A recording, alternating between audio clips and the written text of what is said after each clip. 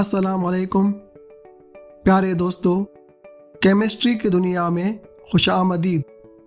Chemistry کو سمجھنے کے لیے ہمیں اس کی بنیادی باتوں کو سمجھنا ہوگا۔ سب سے پہلے ہم یہ جانیں گے کہ کیمسٹری کیا ہے۔ What is chemistry? Chemistry is the branch of science that studies the structure, composition and properties of matter. Chemistry science کی وہ شاخ ہے جس میں ہم مادے کی ساخت، تشکیل اور خصوصیات کا مطالعہ کرتے ہیں۔ مادے کی ساخت، تشکیل اور خصوصیات کو سمجھنے سے پہلے ہمیں یہ سمجھنا ہوگا کہ مادہ کیا ہے۔ What is matter? Anything that has mass and occupies space. ہر وہ چیز جس میں وزن ہو اور جو جگہ بھی گھیرے اسے مادہ کہا جاتا ہے، جیسے پانی، پین، پینسل اور ہمارے آس پاس موجود تقریباً ہر چیز مادہ ہے۔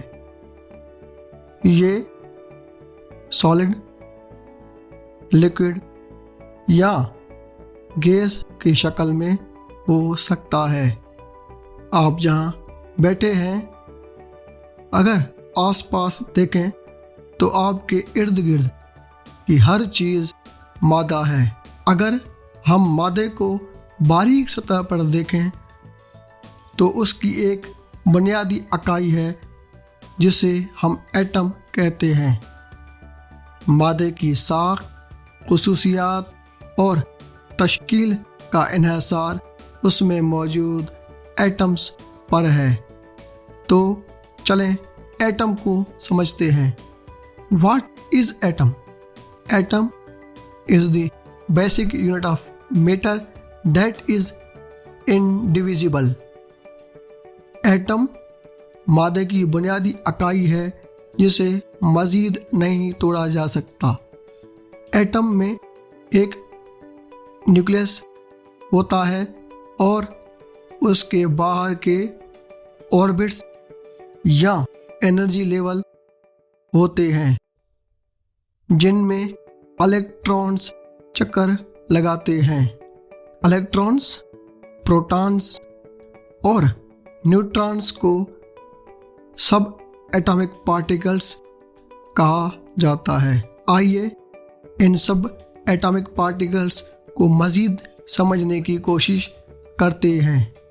الیکٹرانز ایٹم کے باہر کے گردشوں یا انرجی لیولز میں گردش کرتے ہیں۔